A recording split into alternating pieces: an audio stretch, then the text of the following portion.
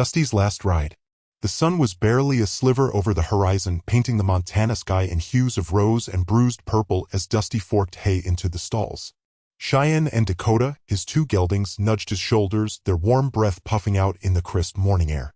He scratched behind Cheyenne's ears, the horse's velvety nose nuzzling his cheek.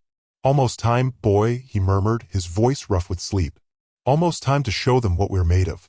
His gaze swept across the familiar landscape, the rolling hills, the meandering creek, the weathered barn that his grandfather had built with his own two hands. Rivers Ranch. More than just land, it was a legacy etched in sweat, tears, and triumphs.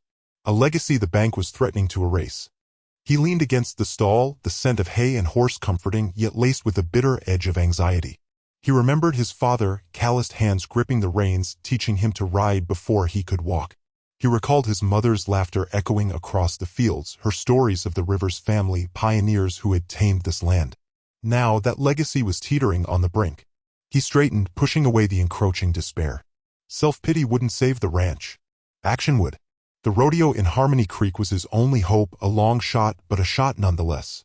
The prize money wouldn't cover the entire debt, but it could buy them some time, maybe enough to negotiate a better deal, find another solution.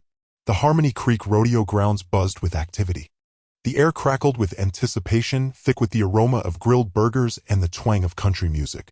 Dusty unloaded Cheyenne from the trailer, the gelding prancing nervously. He ran a hand down Cheyenne's flank, whispering reassurances. He could feel the eyes of the townsfolk on him, some sympathetic, some curious, some plainly doubtful. He saw Sarah leaning against the fence, her face etched with worry. He gave her a reassuring nod, trying to project a confidence he didn't entirely feel. She managed a weak smile in return. Dusty mounted Cheyenne, the familiar feel of the saddle a small comfort. He focused on the task at hand, 8 seconds of controlled chaos. He had ridden bulls before, but Cheyenne was his specialty. Bareback riding demanded a different kind of finesse, a partnership between man and horse. The gate swung open and Cheyenne exploded into action, a whirlwind of muscle and fury. Dusty gripped the rigging, his body moving in sync with the horse's powerful leaps and spins. The crowd roared, a cacophony of sound that faded into the background as he became one with the animal. He felt the raw power of Cheyenne beneath him, the wind screaming in his ears. He dug in his spurs, matching Cheyenne's energy with his own. He'd never felt this close to his horse before, as if they were one being, fighting for the same goal. The buzzer sounded, a jarring interruption to the dance. Dusty released his grip, landing hard in the dirt. He scrambled to his feet, adrenaline coursing through his veins. A wave of dizziness washed over him, but he ignored it, focusing on Cheyenne, who was being led away by a wrangler. He waited anxiously for his score, the silence seeming to stretch on forever. The announcer's voice boomed over the loudspeaker. Dusty Rivers with a score of 82. A cheer erupted from the crowd, a wave of support that warmed him from the inside out. It was a good score, maybe good enough. He watched the other riders, each one a blur of motion and dust. Some were better, some were worse, but all were fighting for their own piece of the dream. As the final rider dismounted, a black sedan pulled up to the edge of the arena. A figure in a dark suit emerged, his face grim. Dusty knew that face. Mr. Harding, the bank representative. Harding approached him, his polished shoes kicking up dust. He held out a manila envelope. "Mr. Rivers," he said, his voice devoid of emotion, "I regret to inform you that this is the final foreclosure notice. You have 30 days to vacate the property." The cheers of the crowd faded into a dull hum. The victory, however fleeting, tasted like ashes in his mouth. He looked at Harding, then at the envelope, then back at his beloved Cheyenne, who was watching him with intelligent eyes. 30 days. It wasn't enough. But it was all he had. A proposition from Blackwood Ranch. Dust whipped around Dusty's worn boots as he freed his rigging from the bull's strap. The crowd's cheers had subsided to a muted drone, leaving only the insistent drum of his pulse in his ears. His ride had been decent, sure, but the purse wouldn't stave off the inevitable. Not even close. A figure detached itself from the bleachers, catching his eye. Agnes Blackwood. Ranching royalty, a legend carved from the very soil beneath their feet, whose reputation preceded her like a dust devil. He felt the weight of her gaze during his performance, assessing, almost predatory. She halted just a few feet away, her eyes, chips of glacial blue, sharp with appraisal. Clad in a tailored tweed suit, she was an anomaly amidst the denim and leather. A substantial silver and turquoise squash blossom necklace was her sole nod to the western backdrop. Rivers, she stated, her voice a surprisingly deep rasp. Dusty Rivers, am I right? He touched his hat's brim. Ma'am, you possess grit, she declared, dispensing with formalities. And your ride showcased integrity, a quality sorely lacking around here these days. Dusty shifted. Praise from Agnes Blackwood felt like a brand. I noticed the bankman lurking, she continued, her gaze unwavering. Foreclosure looming, wouldn't you say? He offered no response, his jaw tight. Blackwood Ranch requires a foreman, she said, her voice dropping yet resonant as a distant peal of thunder. Someone possessing your attributes. Though a foreman's salary won't rescue your ranch, will it? Finally, Dusty met her gaze head-on. No, ma'am, it won't. A brief, unsettling flash of teeth formed a smile on Agnes Blackwood's face. Then I have a proposition for you, Mr. Rivers.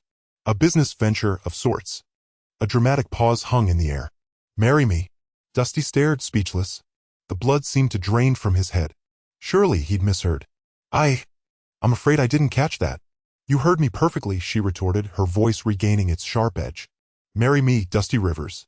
Blackwood Ranch becomes a shared venture. Your family's land is secured. Consider it a union. A strategic partnership. His mind swam. Marriage? To Agnes Blackwood? A woman easily old enough to be his grandmother? It was ludicrous, impossible. Yet the gnawing desperation within him whispered of possibilities. Why me, ma'am? He rasped. Because, she said, her eyes like gimlets, I require an heir. Someone formidable enough to safeguard Blackwood Ranch from scavengers. And you, Mr. Rivers, impress me as a man who understands the meaning of legacy. He pictured his father, his grandfather, generations who'd poured everything into Rivers Ranch. His younger sister, Lily, and her aspirations tied to the land. The local community reliant on the Rivers Ranch for its livelihood. What would be expected? He asked, already leaning towards acceptance. Agnes's eyes narrowed further. Loyalty, discretion, and the competence to oversee a ranch. She paused deliberately. And, of course, to maintain a unified image. Appearances matter, Mr. Rivers. He understood. There would be whispers, conjecture, judgment. But could gossip genuinely compare to losing everything? I require time to consider this, he managed, his voice faint. You have until sunrise, Agnes Blackwood stated, her voice implacable. Sunrise, Mr. Rivers.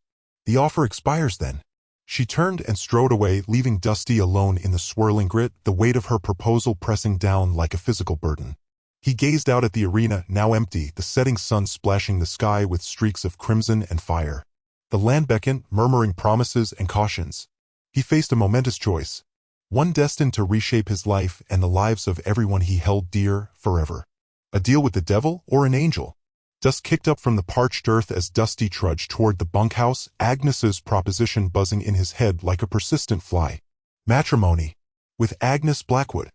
The notion stung like a wasp's sting, leaving a phantom itch in its wake. He found Jake on the porch, coaxing a tune from his guitar. Inside, Lily hummed an inaudible melody, oblivious to the storm brewing in Dusty's mind. He summoned a smile, though his gut twisted like a rusty spring. You all right, Dusty? Jake inquired, his brow furrowing above a sour cord. You look like you wrestled a ghost and lost. Dusty sank onto the porch steps, the wood groaning beneath him.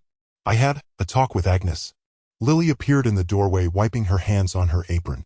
Let me guess, she finally complained about you herding cattle a bit too roughly near her blue ribbon bull? He shook his head grimly. It's complicated. She made me an offer. He paused, searching for words that wouldn't sound utterly insane. She wants to marry me. The ensuing quiet pressed down on them like the heavy summer air. Jake's strumming ceased mid-note. Lily stood frozen, her jaw slack. Marry you? Jake finally managed, his voice a strained croak. Agnes Blackwood? The woman who probably uses a branding iron as a back-scratcher. The very same, Dusty affirmed, the pronouncement leaving a bitter taste in his mouth. Lily found her voice, laced with disbelief. But why? She could buy and sell this whole county. What does she want with you? An heir? Dusty revealed, the word feeling alien and weighty. And someone to manage the ranch. Someone she trusts or thinks she can control. A business proposition, she called it. Jake's guitar smacked against the railing, the impact echoing in the stillness. Business proposition? Dusty, this is your life. You can't just shackle yourself to someone for acreage. What choice do I have, Jake? Dusty shot back, a sharp edge in his tone. The banks circling like vultures. We're days from losing everything. This is the only chance to salvage what Mama built, her memory. Lily's gaze softened with understanding.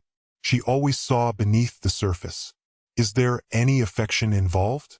Or even the hope of it? Dusty looked away, the lie scorching his tongue. She's offering security, a future, a place to belong. But at what price, Dusty? Jake pleaded, his voice softening into genuine concern. That night, slumber proved elusive. Dusty wrestled with his blankets, Agnes's granite face imprinted on the darkness above him. Visions assailed him, the sprawling ranch, the undulating landscape, the contented cattle. He pictured his family, their faces etched with worry and uncertainty. He saw his mother's kind eyes dimming as the bank seized her legacy. The following dawn, Dusty rode back toward the Blackwood spread. Agnes awaited him on the porch, her eyes as keen as a hawk's. "I've considered your proposition, Agnes," he announced, his voice steady despite the tremor in his hands. "I'll do it." A fleeting expression, perhaps satisfaction, flickered across her countenance. "Good.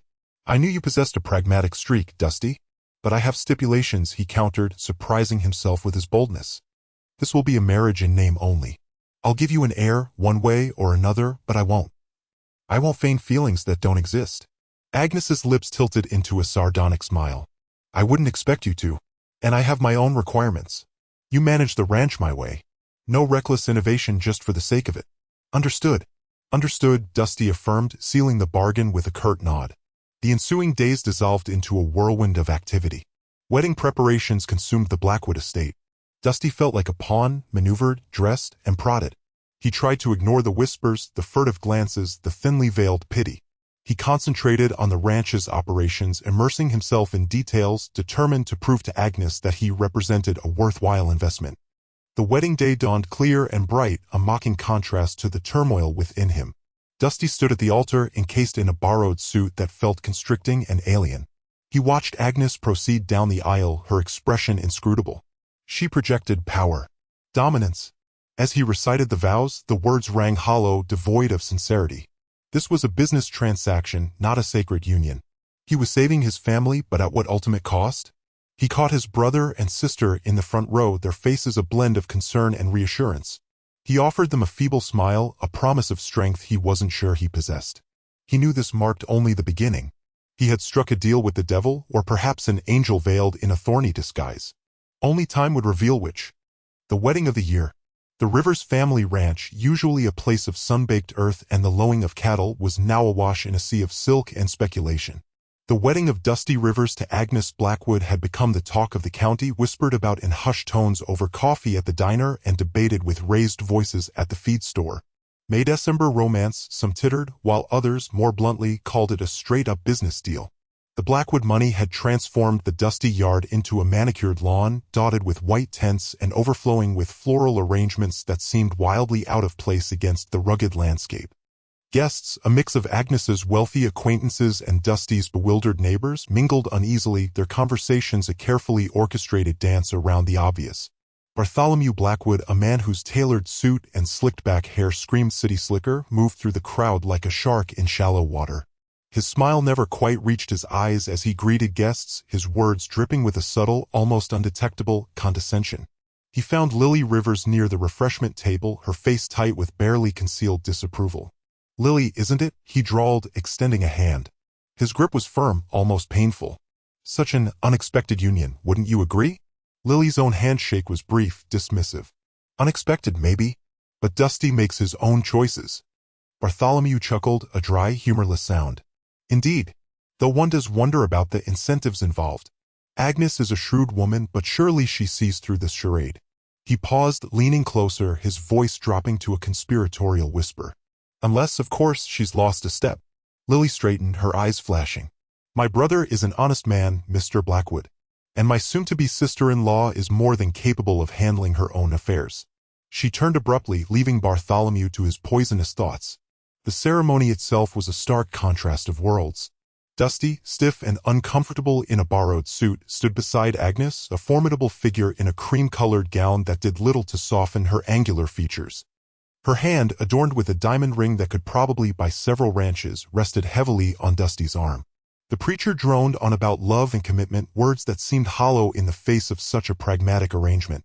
Dusty stared straight ahead, his jaw tight, while Agnes's gaze swept over the crowd, a silent declaration of ownership. When the time came for vows, Dusty's voice was barely audible. "I do," he mumbled, the words feeling like lead in his mouth. Agnes, on the other hand, spoke with unwavering conviction. "I do." The kiss was brief, almost perfunctory. The crowd erupted in polite applause, a sound that echoed strangely in the vastness of the Montana sky.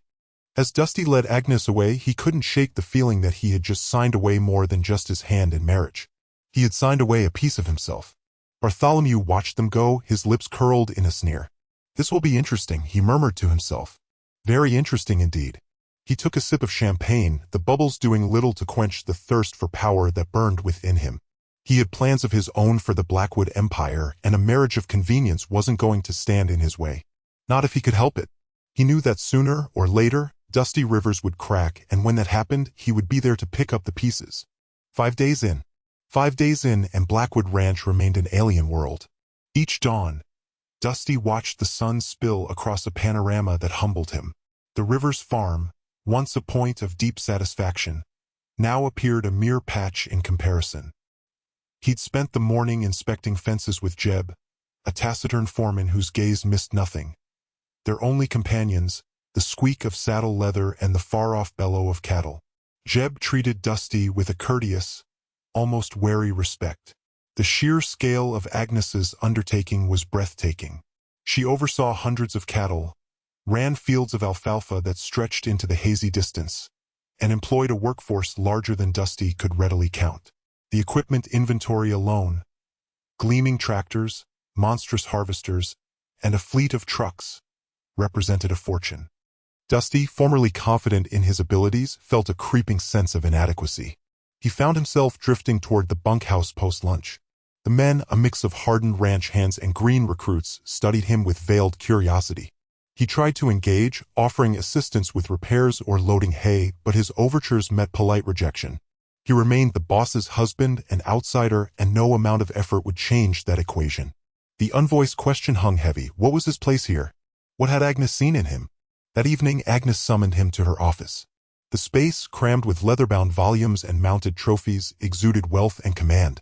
Seated behind an imposing desk of mahogany, Agnes reviewed balance sheets, a glint of cool calculation in her eyes.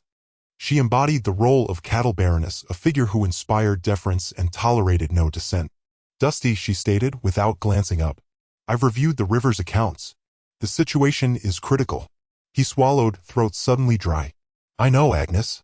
That's why I precisely," she cut in, at last meeting his gaze. Her eyes, the color of an approaching storm, held a flicker of something unreadable. "I've approved a complete modernization. New implements, upgraded irrigation, the works. Consider it an investment." He nodded, a wave of relief washing over him. His family's land would be rescued. But at what price? Later, isolated in the guest suite, he still found himself unable to share Agnes's bed. Dusty gazed at the expansive, unforgiving terrain. The stars, ordinarily a source of solace, felt remote and indifferent. He pictured Lily, her radiant smile, her unshakable devotion. He thought of his father, his calloused hands, his unspoken pride. He'd done this for them, for the preservation of the river's heritage. But as sleep encroached, the weight of his bargain settled upon him. He was a token in Agnes Blackwood's game, trapped in a gilded existence not of his choosing. Blackwood Ranch, for all its grandeur, felt like confinement. And the woman he'd married, an enigma he was just starting to grasp, could well be his keeper. A chilling suspicion grew. Had he simply exchanged one debt for another, far more treacherous one? He began to fear it wasn't just the land that Agnes desired to possess. Taking the reins. "This isn't a petting zoo, Dusty," Agnes graveled, years of bellowing over livestock and cheroot smoke etched into her voice. Sunlight lanced through the window of her office, a space dominated by a hulking mahogany desk and walls papered with maps illustrating Blackwood Ranch's sprawling territory, illuminating motes of dust pirouetting in golden shafts and flashing on the silver embellishments of her belt. "This is a business. A colossal one." Dusty's throat constricted, the apprehension in his gut solidifying. Figures danced mockingly before him, the columns and rows dissolving into gibberish. He possessed an innate understanding of soil, equines, the predictable cadence of nature, but the intricacies of forward contracts and ROI felt alien. "Start with the daily rundowns," Agnes ordered, pushing a pile of documents across the expansive desktop. "Calving yields, feed quantities, future market projections. Learn where every penny originates and where it ends up." He spent the ensuing days buried in the inner workings of the spread. He accompanied Jebediah, the grizzled head wrangler, on tours of the breeding paddocks, the man's time-worn face and narrowed gaze a testament to decades spent beneath the open sky. He attended sessions with the ranch's veterinarian discussing immunization protocols and herd vitality. He even steeled himself for the odious task of branding, discerning the subtle marks that identified Blackwood stock. Gradually, the numbers began to coalesce. He deciphered patterns, pinpointed areas of waste, and began to develop ideas. He observed that the grazing regime in the northernmost field was askew, causing depletion in some sections and neglect in others. He proposed an altered approach to Jebediah, who, after a protracted, skeptical pause, conceded its potential merit. One afternoon, a break occurred in a water main near the southern boundary, threatening to deprive a significant portion of the herd. Hank, the strapping foreman, was stymied. Dusty, recalling a comparable situation on his family's acreage, advocated diverting the water through an older, retired pipeline while the primary conduit was under repair. Hank, initially reluctant to accept directives from the new boss, voiced his objections but enacted Dusty's plan. By nightfall, the life-giving liquid was flowing once more. News traveled fast through the bunkhouse grapevine. Dusty wasn't merely a handsome face Agnes had imported. He possessed genuine ranching acumen. He gained a modicum of their respect. Agnes, watching from afar, appeared gratified. "You're grasping this quicker than expected," she conceded one evening as they settled on the veranda, watching the sunset ignite the horizon in shades of crimson and gold. "Tomorrow, you will be introduced to some of my associates." The following day, Dusty found himself amidst a group of impeccably attired men and women, all vying for Agnes Blackwood's attention. He felt jarringly out of place in his well-worn denim and boots, but Agnes introduced him with a proprietary hand on his arm. "This is Dusty Rivers," she declared. "He's now overseeing the daily management. You'll be liaising with him." He spoke with assurance, outlining his strategies for enhancing productivity and boosting returns.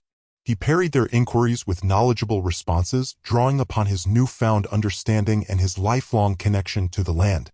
He even succeeded in negotiating more favorable terms on a shipment of hay, impressing even the most cynical among Agnes's contacts.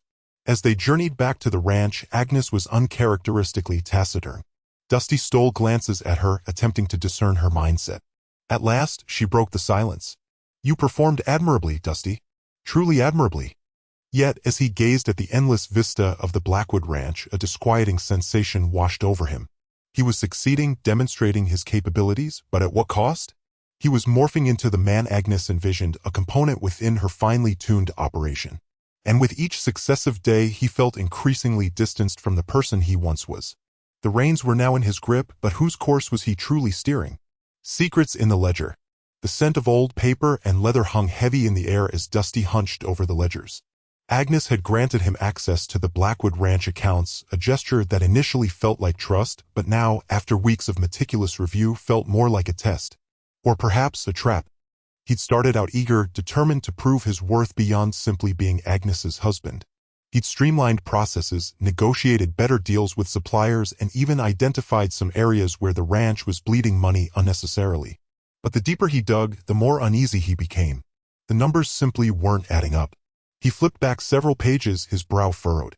A series of transfers, large sums of money funneled into shell corporations with names that sounded like bad jokes. Sunrise Investments, Prairie Wind Holdings, Silver Spur Enterprises. All dead ends. And then the loans. Stacks of them. Mortgages on properties he hadn't even known Blackwood owned, lines of credit stretched to their breaking point.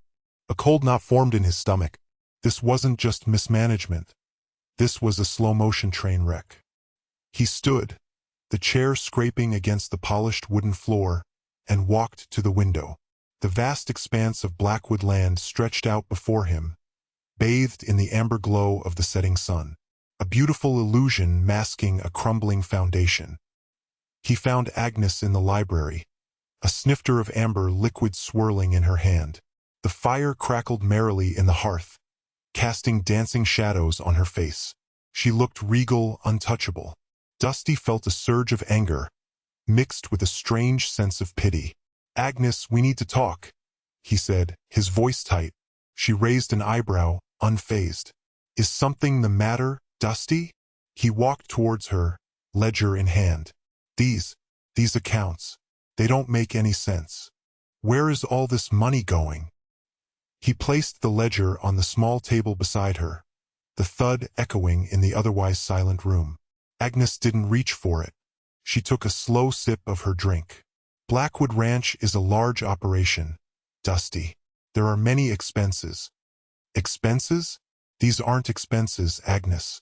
These are debts. Massive debts. You're leveraged to the hilt."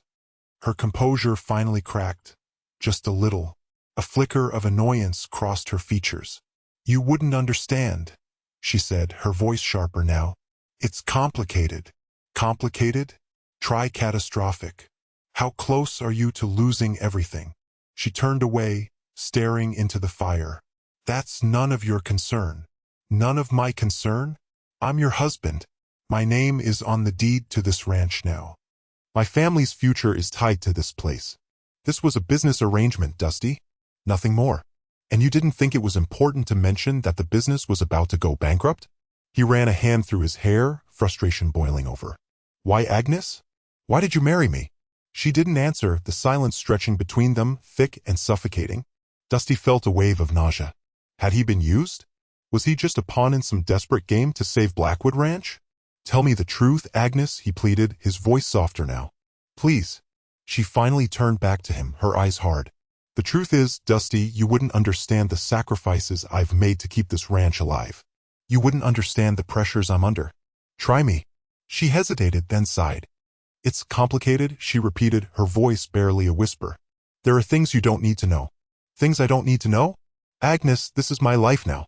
I deserve to know what I'm up against." Agnes met his gaze, her expression unreadable. "Some secrets are better left buried, Dusty. For everyone's sake." She took another sip of her drink, the firelight glinting off the crystal glass. "Trust me," she said, though her voice held no warmth, no sincerity.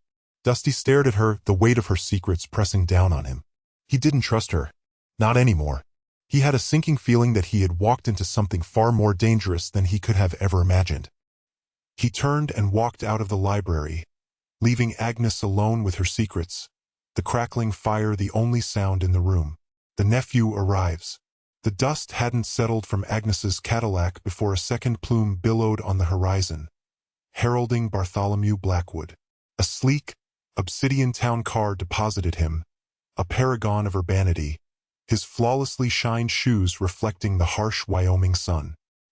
His lip curled at the sight of the ranch, as if the very air reeked of personal affront. Agnes, eerily composed after their dispute, smoothed her dress and offered a perfunctory smile. "Bartholomew, darling, how lovely you could join us." A matching tautness stretched Bartholomew's lips. He brushed a kiss against Agnes's cheek, his eyes flicking towards Dusty with thinly veiled contempt. "Agnes, Rivers, an interesting operation you have here." The word operation dripped with unspoken judgment. Dusty offered a hand in greeting. "Welcome to Blackwood Ranch." Bartholomew's grip was fleeting, his hand cool and dry. "Rivers, Agnes tells me you've been instrumental." The pronouncement felt like a gauntlet thrown. The ranch hands, momentarily idle from their tasks at the sound of the approaching vehicle, observed the newcomer with guarded expressions. Even at a distance, the air thrummed with animosity. Agnes looped her arm possessively through Bartholomew's. "Bartholomew is here to advise. He possesses a remarkable business acumen." "Indeed," Bartholomew affirmed, his gaze skimming over the bunkhouse, the paddocks, the very bedrock of the land. "Agnes's holdings require constant oversight." Dusty's hackles rose. "The ranch is thriving, Bartholomew. Our output is up, expenses are down." Bartholomew raised a dismissive hand, cutting off Dusty's explanation. "Spare me the minutiae, Rivers. I'm certain you strive for excellence." Although, he added, a predatory light in his eyes, I couldn't help but notice the disrepair of the south fence line upon my arrival. "Rather substandard for a Blackwood property, wouldn't you concur?" Dusty's jaw tightened. Repairing that fence was on his list, yet calving season had consumed his attention. It was a calculated barb, and the tension solidified palpable amongst everyone present. "We'll address it," Dusty bit out, his tone clipped. "Priorities dictate." Bartholomew chuckled, a mirthless rasp. "Priorities?" "Precisely. Agnes's priorities, I presume." He turned to Agnes, his features softening. "Speaking of which, darling, I was hoping we might peruse those quarterly reports. I believe I detected a discrepancy." Agnes's grip on Bartholomew's arm tightened almost imperceptibly. "Of course, Bartholomew. Perhaps once you've settled in." "Nonsense. Expediency is key. Wouldn't want things to fester." Another weighted glance landed on Dusty. As Bartholomew guided Agnes toward the main house, he tossed over his shoulder, "Oh, Rivers? Perhaps you could arrange for my luggage to be brought in? And a libation, if you please. Something premium." Dusty watched them depart, a slow burn igniting in his gut. He caught Hank, the foreman's eye, who offered a barely perceptible headshake. The message resonated clearly. This citified interloper spelled trouble. He joined Hank. "He's already poking around, trying to find something." "Yep. Seems he's hunting for more than just broken fences," Hank observed, spitting a stream of amber liquid. Dusty sighed, rubbing the tension from his neck. "He's Agnes's family. I have to try to cooperate with him." Hank snorted derisively. "Good luck squaring that circle, Dusty. From where I stand, he's not here to cooperate. He's here to usurp." That evening, the atmosphere in the Blackwood Ranch house grew so heavy it could nearly be carved with a blade. Bartholomew held court, regaling Agnes with tales of soirees and corporate machinations, each anecdote peppered with subtle jabs at Dusty's perceived lack of refinement. Dusty sat silently, listlessly pushing his steak around the plate, the chime of cutlery the only sound breaking Bartholomew's relentless monologue. He felt extraneous, like an interloper in his own abode, a mere pawn in a game whose rules escaped him. He stole a glance at Agnes. She laughed at one of Bartholomew's jokes, a sincere, uninhibited peal that Dusty hadn't witnessed in an age. It was as if Bartholomew's presence unlocked a part of her, a facet concealed since their vows. He abandoned his meal, the food now tasting like cinders in his mouth. He had to unearth Bartholomew's true motives. He needed to safeguard what remained of himself before it was devoured whole by the Blackwood legacy. He began to suspect that Agnes wasn't the only one harboring secrets. Sabotage. The ranch office reeked of neglect, and day-old brew sent anathema to Bartholomew's pricey eau de toilette. Dusty sifted through the invoices, a knot tightening in his stomach with each new irregularity. Bartholomew's so-called efficiency improvements were, in reality, a calculated plundering of the ranch's resources.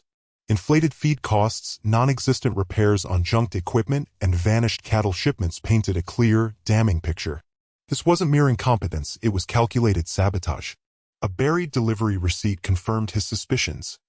A double order of specialized fertilizer, enough to saturate the entire south pasture. One bore the stamp of their regular supplier.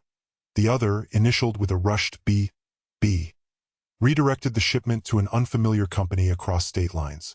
The quantities were identical, but the price had nearly doubled. The difference, Dusty already knew. He slammed the ledger closed, the sharp report shattering the stillness. Caution was paramount. Confronting Bartholomew without irrefutable evidence that would sway Agnes was pointless. She was completely infatuated with her brother, clinging to his pronouncements as if they were gospel, not poison. He needed a confidant, someone intimately acquainted with the land and its workings, someone impervious to Bartholomew's slick charisma and Agnes's deep pockets. He spotted Jebediah by the corral, absorbed in the antics of young foals frolicking in the fading light. 40 years with the Blackwood Ranch had made Jebediah more than an employee. He was practically kin. "Jebediah," Dusty began, his voice hushed. "Can I steal a moment?" Jebediah straightened, his leathery face etched with concern. "Something amiss, Dusty?" Dusty recounted his discoveries, detailing the questionable invoices and the suspicious fertilizer order. He watched Jebediah's expression harden with each revelation. The old man punctuated the silence with a stream of tobacco juice. "That city snake," Jebediah muttered. "I pegged him as trouble the instant he crawled out of that fancy car." "I need your help," Dusty said, his gaze locking with Jebediah's. "I need you to verify these shipments, cross-reference with our usual providers, and dig up anything you can on that out-of-state fertilizer outfit. Anything that will substantiate what Bartholomew is up to." Jebediah nodded, his jaw clenched. Consider it done, Dusty. Tread lightly, though. Bartholomew's got Agnes completely snowed. Dusty sighed, raking a hand through his hair. I know. That's why we need concrete proof before approaching Agnes. Otherwise, she'll dismiss it as jealousy or paranoia. Later that night, sharing the expansive, quiet bedroom with Agnes, Dusty felt a chill of apprehension settle over him. The ranch, the land he'd vowed to protect, was under attack from within. He had to find a way to unmask Bartholomew, to salvage the ranch and perhaps reclaim the man he was before becoming Agnes Blackwood's convenient husband. As he closed his eyes, a plan began to coalesce. He would exploit Bartholomew's hubris. He would allow him to believe he was winning, lull him into a false sense of security, and then, at the opportune moment, he would spring the trap.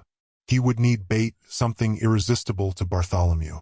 And Dusty knew precisely what that bait would be. The lure of even greater riches. Storm warning. The air tasted of ozone and dust, a strange metallic tang that prickled Dusty's nostrils.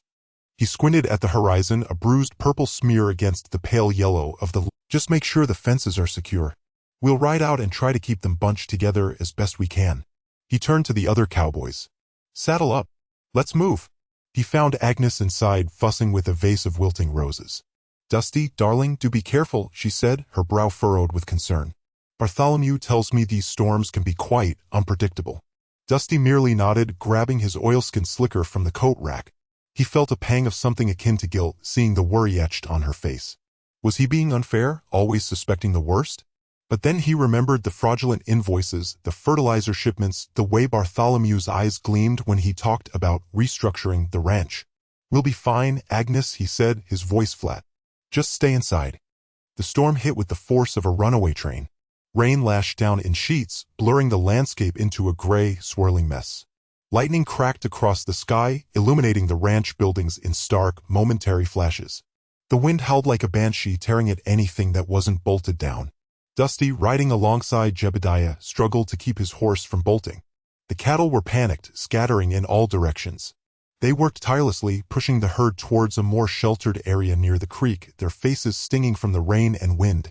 One young calf, separated from its mother, stumbled and fell, its leg twisted at an unnatural angle. Without hesitation, Dusty dismounted, ignoring the biting wind and driving rain. He examined the calf's leg, his face grim. Broken, he muttered. He looked up at Jebediah, his eyes filled with a weary resignation. Put it out of its misery, Jeb. Jebediah hesitated, his face etched with sadness. You sure, Dusty? Dusty nodded, his jaw tight. No other choice. The shot echoed through the storm, a sharp, brutal punctuation mark in the symphony of destruction. Dusty remounted, his face grim. They continued their relentless work, fighting against the elements to save what they could. Back at the ranch house, Agnes peered anxiously through the rain-streaked windows. She saw Bartholomew, still on the porch, now huddled beneath an awning, a smug expression on his face. He seemed almost pleased by the chaos. As darkness fell, the storm showed no signs of abating. The creek began to overflow its banks, threatening to flood the lower pastures. Dusty knew they were fighting a losing battle. All they could do now was ride it out and hope for the best. He thought of the ranch, of his family's legacy, and a cold knot of fear tightened in his stomach. He had traded his soul to save this place, but what if it was all for nothing? Truce in the tempest. The wind howled a mournful dirge, rattling the windows of the ranch house like skeletal fingers drumming on glass. Rain lashed against the panes, blurring the world outside into a gray, swirling chaos. Inside, Dusty wrestled with a sodden blanket, trying to coax a fire back to life in the hearth. The soaked wood hissed and spat, offering only grudging warmth. Agnes sat rigidly in her armchair, her face pale and drawn. The storm seemed to have aged her 10 years in as many hours. Bartholomew, ever the vulture, hovered nearby, offering platitudes about the storm's inevitable end. Dusty ignored him, focusing on the flickering flames. He felt a chasm widening between himself and Agnes, a consequence of unspoken truths and festering doubts. Dusty, Agnes said, her voice raspy, barely audible above the storm's fury. He turned, his weariness etched on his face. What is it, Agnes? She gestured for Bartholomew to leave. Bartholomew, please give us a moment. Bartholomew's lips tightened into a thin line, a flicker of annoyance crossing his face. Of course, Aunt Agnes. But do call if you need anything. The structural integrity of this old house. He trailed off, his meaning clear, before finally retreating with a dismissive sniff. Once he was gone, Agnes leaned forward, her eyes, usually sharp and calculating, now clouded with a desperate vulnerability. Dusty, I have to tell you something. Something I should have told you long ago. He braced himself, the knot in his stomach tightening. He knew this confession would be anything but easy. I knew, she said, the words tumbling out in a rush. I knew about Bartholomew. About his creative accounting. Dusty stared at her, stunned. You knew? All this time? Agnes nodded weakly. I suspected for months. The ledgers, discrepancies. But I couldn't prove anything. He's clever, Bartholomew. He thought I was too old, too blind to notice. Then why? Dusty demanded, his voice rising above the storm's roar. Why marry me? Why put me through all this? Agnes reached out, her hand trembling as she grasped his arm. Not just to save the ranch, Dusty. Though that was part of it. But Bartholomew, he was bleeding Blackwood dry. He saw me as an obstacle, someone to be managed. He intended to take everything. The ranch, the businesses, everything I built. Marrying you, it protected me. It put a buffer between me and him. Someone strong, someone loyal, someone he wouldn't expect. Dusty pulled his arm away, a wave of conflicting emotions washing over him, betrayal, anger, and a strange, reluctant understanding. He had been a pawn in her game, but perhaps she had been a pawn in Bartholomew's as well. You used me, he said, the words laced with bitterness. I needed you, Agnes countered, her voice pleading. And I hoped that in time something real could grow between us. I saw something in you, Dusty. Something honest and good. Something that could withstand even this. The effort of confession seemed to have drained her. Her face was now ashen, her breathing shallow. She slumped back against the armchair, her eyes fluttering closed. Agnes! Dusty knelt beside her, his anger momentarily forgotten in a surge of panic. He felt for a pulse, finding it weak and thready. Agnes, wake up! He shook her gently, but she remained unresponsive. The door creaked open, and Bartholomew stood there, his face a mask of feigned concern. And Agnes? What's wrong? Dusty glared at him, his suspicion hardening into certainty. Get out. Get out and get Doc Miller. Now. Bartholomew hesitated, a flicker of something unreadable in his eyes, before finally turning and disappearing into the storm. Dusty was alone again, with a woman who had just confessed to manipulating him, a storm raging outside, and a growing certainty that the greatest threat to the ranch and to him still lurked in the shadows. He looked down at Agnes, her face pale and still, and a grim determination settled over him. He didn't know what the future held, but he knew one thing. He wouldn't let Bartholomew win. He wouldn't let Agnes's sacrifices or his own be in vain. He would fight for the ranch, for their marriage, and for the truth, even if it meant facing the full force of the tempest alone. Showdown at Blackwood Ranch. The wind howled like a banshee, rattling the windows of the Blackwood Ranch headquarters. Inside, the air was thick with unspoken accusations and the metallic tang of fear. Dusty stood his ground, the ledger clutched in his hand, its pages filled with Bartholomew's deceit. He'd spent the last few hours piecing together the convoluted web of transactions, each entry a nail in Bartholomew's coffin. It's all here, Bartholomew, Dusty said, his voice low but firm, cutting through the storm's fury. Every doctored invoice, every shell corporation, every penny you siphoned off this ranch. Bartholomew, pale and sweating despite the chill in the room, scoffed. Ridiculous. Agnes is unwell. You're clearly taking advantage of her fragile state, filling her head with lies. He adjusted his silk cravat, a nervous tick Dusty had come to recognize. These transactions, as you call them, were merely strategic investments. Diversifying the portfolio, ensuring the ranch's long-term stability. Stability? You nearly bankrupted us. Dusty slammed the ledger onto the mahogany desk, the sound echoing in the tense silence. The cattle shipments that never arrived, the phantom equipment repairs, the inflated insurance premiums, it all leads back to you. He stepped closer, his gaze unwavering. Agnes trusted you. This family trusted you. Bartholomew's composure cracked. Don't you dare lecture me about family. I'm the only one who's ever truly cared about Blackwood Ranch. Agnes, she's always been sentimental, impractical. Someone had to make the tough decisions. Tough decisions? Or stealing from your own sister? Dusty countered, stepping forward. You bled this place dry, all while pretending to be the concerned brother. Bartholomew's eyes darted around the room, searching for an escape. I don't have to listen to this. Agnes is in no state to confirm any of your wild accusations. He took a step towards the door, but Dusty blocked his path. She doesn't have to. The books speak for themselves, Dusty said. And I already called the sheriff. Bartholomew's face contorted with rage. He lunged at Dusty, knocking the ledger from his hand. It skittered across the floor, scattering pages like fallen leaves. Dusty, caught off guard, stumbled backward. You meddling fool. Bartholomew snarled, his face inches from Dusty's. You think you can just waltz in here and take what's mine? This is my legacy. Dusty shoved him back, his own anger rising to the surface. It was never yours. It belongs to Agnes, and you tried to steal it all away. Before Bartholomew could retaliate, the sound of tires crunching on gravel pierced the storm. A moment later, Sheriff Brody, his face grim, strode into the room, rain dripping from his Stetson. Bartholomew Blackwood, Brody announced, his voice booming, I have a warrant for your arrest on suspicion of embezzlement and fraud. Bartholomew's bravado crumbled. He looked from Dusty to the sheriff, his eyes pleading. This is a mistake. A misunderstanding. Turn around, Bartholomew, Brody said, his hand resting on his holster. With a defeated sigh, Bartholomew complied. Brody cuffed his hands behind his back. As he was led away, Bartholomew shot Dusty a look of pure hatred. You haven't won, you know. This isn't over. Dusty watched him go, the storm mirroring the turmoil in his own heart. He knew this was just the beginning. The battle for Blackwood Ranch and for Agnes's future was far from over. But for now at least, a measure of justice had been served. He knelt and began gathering the scattered pages of the ledger, the weight of responsibility settling heavy on his shoulders. A new horizon. Agnes lay propped against a mountain of pillows, the color slowly returning to her face. The news of Bartholomew's arrest, the sheer audacity of his betrayal, had initially plunged her into a deeper fragility. Now, though, a quiet steel had settled in her eyes. I want a press conference, she rasped, her voice still weak but firm. Dusty, seated by her bedside, squeezed her hand. Are you sure, Agnes? You don't have to. I want to, Dusty. I need to. I will not have my family name dragged through the mud by his greed.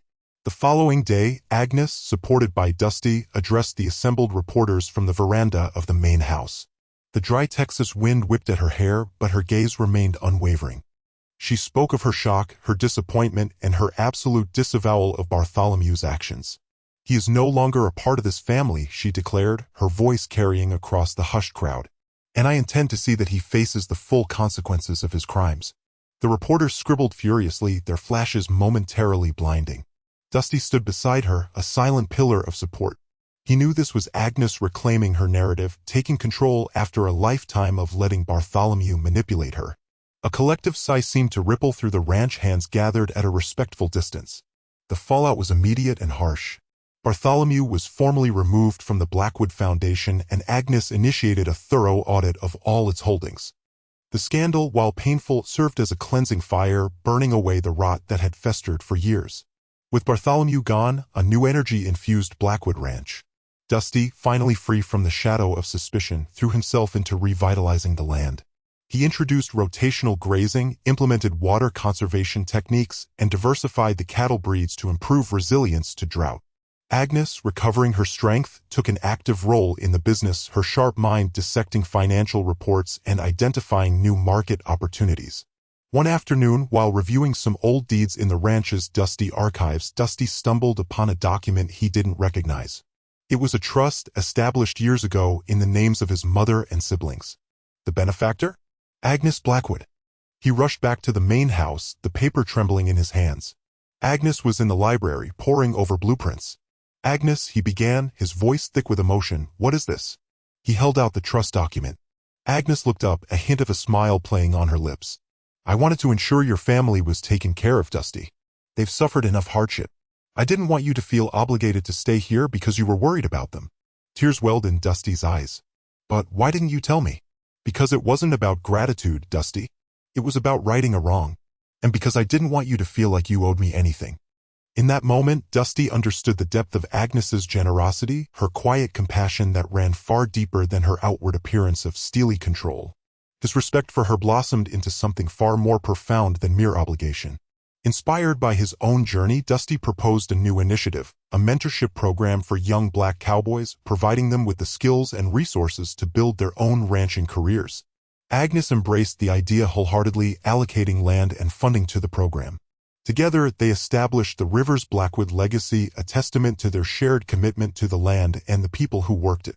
The first class of young cowboys arrived in the spring, eager to learn the ropes. Dusty, with Agnes by his side, taught them everything he knew: horsemanship, cattle management, sustainable grazing practices. He shared his own story, the struggles he had faced, and the lessons he had learned. He felt a sense of purpose he hadn't known he was missing. Blackwood Ranch was no longer just a business, it was a community, a place where dreams were nurtured and futures were built. Dusty, once a stranger in this world of wealth and privilege, had found his place not by erasing his past, but by embracing it and using it to create a new horizon. He looked at Agnes, her eyes crinkling at the corners as she watched the young cowboys practicing their roping skills. He knew their journey was far from over, but together they were building a legacy that would endure for generations.